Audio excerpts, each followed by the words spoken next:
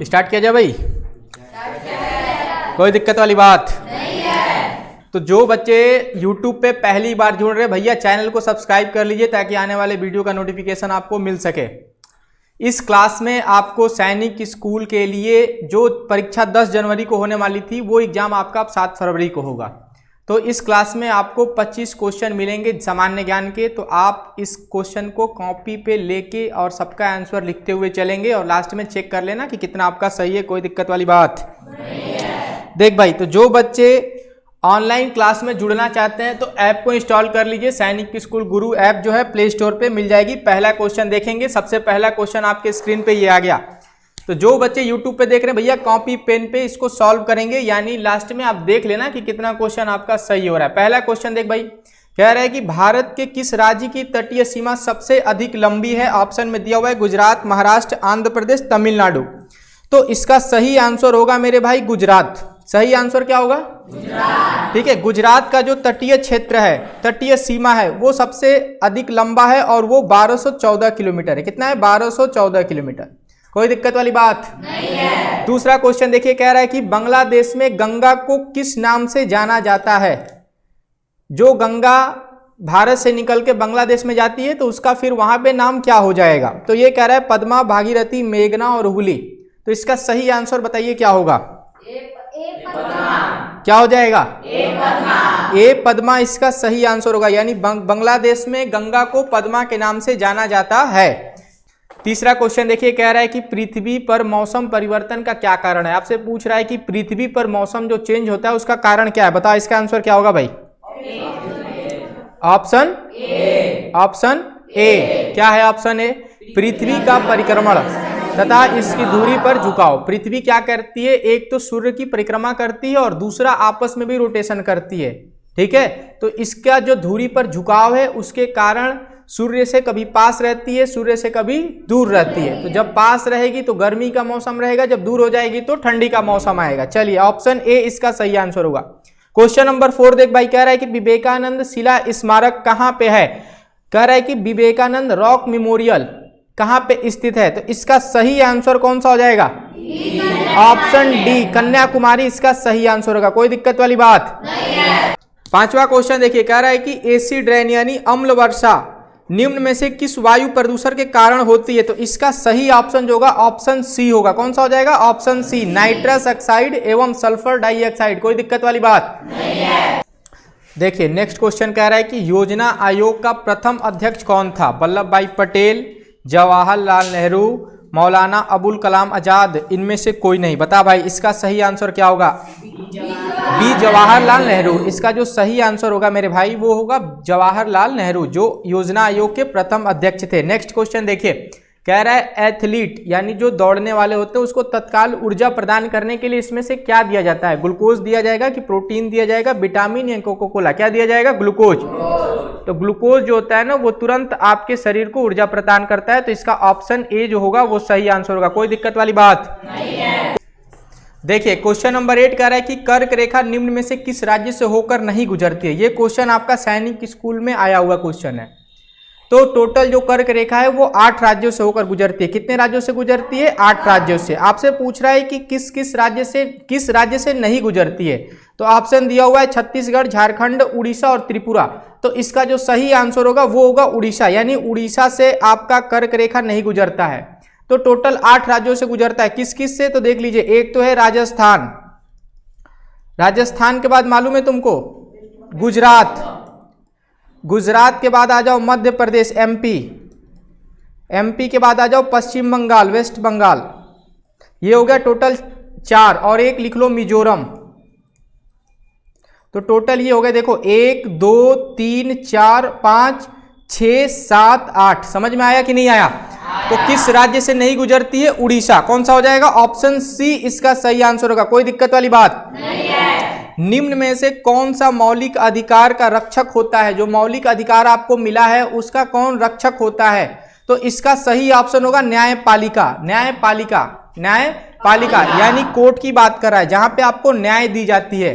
ठीक है, कोर्ट जो है हाई कोर्ट और सुप्रीम कोर्ट, इसमें आप अपनी बात जाके रख सकते हैं। जो भी आपको संविधान में आपको अधिकार प्राप्त है, उसकी बात आप कहाँ पे जाके रख सकते हैं? न्यायपालिका में।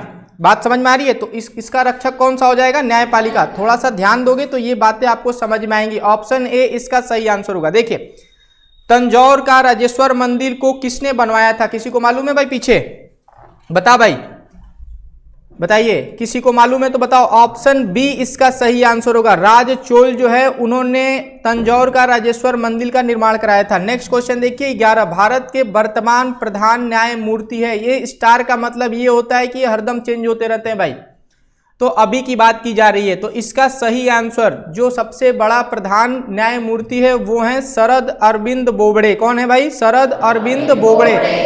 इससे पहले जो थे वो थे रंजन गोगोई। तो ऑप्शन डी इसका सही आंसर होगा। क्या हो जाएगा? ऑप्शन डी इसका सही आंसर होगा। क्वेश्चन नंबर 12 देखिए, कह रहा है वर्ष 2021 के ग्रीष्मकालीन ओलंपिक खेल कहाँ आयोजित होगा? ये जो खेल है ये 2020 में होने वाला था मेरे भाई। ये कब होने वाला था? 2020 में, लेकिन कोविड की वजह से ये कब होगा? 2021 में। तो ये आपका जो ग्रीष्मकालीन ओलंपिक खेल है ये कहाँ आयोजित होगा? तो ये जापान में होगा। कहाँ आयोजित होगा? जापान इसका सही आंसर होगा। ऑप्शन सी इसका सही आंसर होगा। 23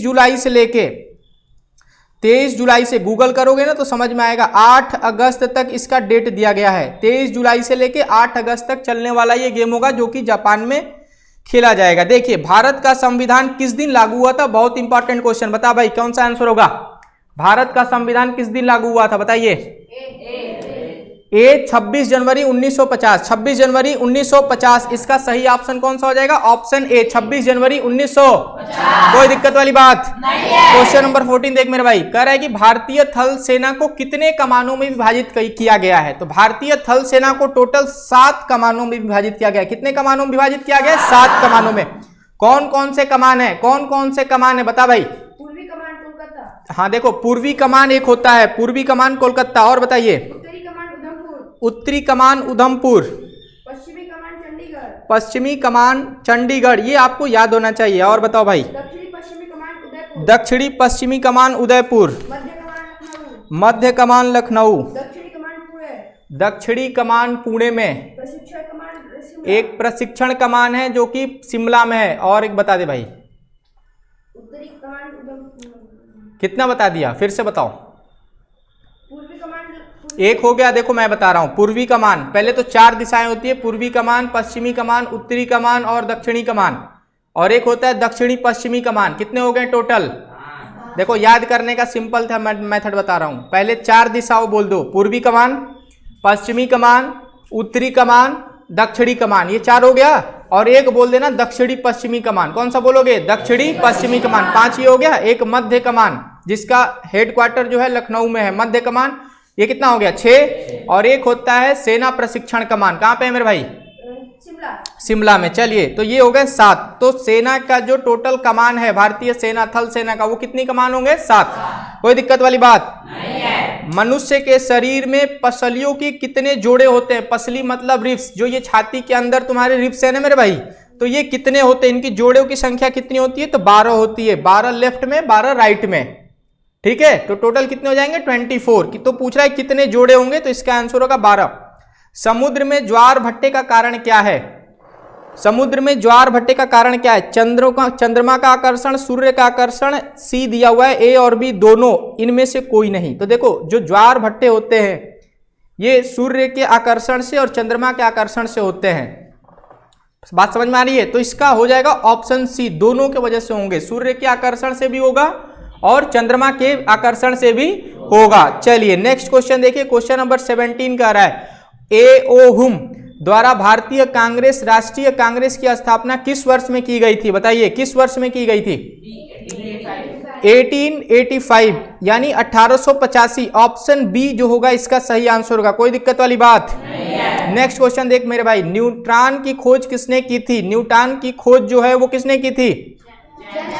जेम्स चैडविक। ऑप्शन ए इसका सही आंसर होगा। जेम्स चैडविक ने न्यूट्रॉन की खोज की थी। नेक्स्ट क्वेश्चन देख मेरे भाई, देखिए कह रहा है कि सौर परिवार में निम्न में से कौन सा ग्रह जो है वो सूर्य से अधिकतम दूरी पे है? तो सूर्य से अधिकतम दूरी पर कौन सा ग्रह है मेरे भाई? वरुण जो है वो सूर्य से सबसे अधिकतम दूरी पर है। और सबसे पास में कौन सा है? सबसे पास में बुध ग्रह है। चलिए नेक्स्ट क्वेश्चन देखिए, कह रहा है कि मास्टर चंदीग्राम का किस खेल से संबंध है? तो इसका सही आंसर जो होगा कुश्ती होगा। मास्टर चंदीग्राम वो किस खेल से संबंधित है? तो कुश्ती से संबंधित है। किस खेल से संबंधित है? कुश्ती। चलिए नेक्स्ट क्वेश्चन देखिए, क्वेश्चन नंबर 21। रिक्टेस यानी सूखे बीमारी को कहते हैं, सूखा, इसका सूखा रोग हिंदी में बोलते हैं। रिक्टेस जो है बीमारी किसके अभाव से होता है? बता मेरे भाई। Vitamin D. ऑप्शन डी जो होगा इसका सही आंसर होगा। ऑप्शन डी यानी विटामिन डी की कमी से सूखा रोग आएगा। चलिए नेक्स्ट क्वेश्चन देखो, क्वेश्चन नंबर 22 कह रहा है कॉफी का उत्पादन, ठीक है, नहीं करने वाला भारतीय राज्य कौन सा है? कौन सा ऐसा राज्य है जहां पे कॉफी का उत्पादन नहीं होता है? 4 ऑप्शन दिए हुए, तमिलनाडु, आंध्र प्रदेश, केरल और कर्नाटक। बताइए, तमिलनाडु में होता है, केरल में होता है, कर्नाटक में होता है, आंध्र प्रदेश में कोई दिक्कत वाली बात? चलिए क्वेश्चन नंबर 23 देख मेरे भाई, प्रकाश संश्लेषण फोटोसिंथेसिस मुख्य रूप से किसका कार्य है? तो प्लांट जो है अपना खाना जो बनाता है, पौधा जो अपना भोजन बनाता है वो पत्तों के द्वारा, इस क्रिया को प्रकाश संश्लेषण कहते हैं। इसमें पत्ता जो होता है वो इंपॉर्टेंट होता है। क्या होता है? पत्ता इंपॉर्टेंट। तो ऑप्शन ए इसका सही आंसर होगा। कोई दिक्कत वाली बात नहीं है। देखिए क्वेश्चन नंबर 24 कह रहा है कि वर्तमान भारतीय राष्ट्र जो अभी आपका राष्ट्रीय ध्वज है, वर्तमान की रचना किसने की थी? बताइए। पिंगली वकैया ने की थी। ऑप्शन ए इसका सही। ये सब आपको याद होना चाहिए एग्जाम में, किसी भी कंपटीशन की तैयारी कर रहे हो ये आपको याद होना चाहिए। ये सब कॉमन क्वेश्चन होते हैं, 100% कभी ना कभी आपको मिलेगा देखने के लिए। तो ये सब का नोट्स बना के आपको याद करना है। देखिए लास्ट क्वेश्चन देखिए, नॉर्वे देश की राजधानी कौन सी है? तो नॉर्वे देश की जो राजधानी होती है वो कौन सी होती है? ओस्ले। कोई दिक्कत वाली बात? चलिए तो मिलते हैं अगले वीडियो में, तब तक के लिए धन्यवाद, थैंक यू।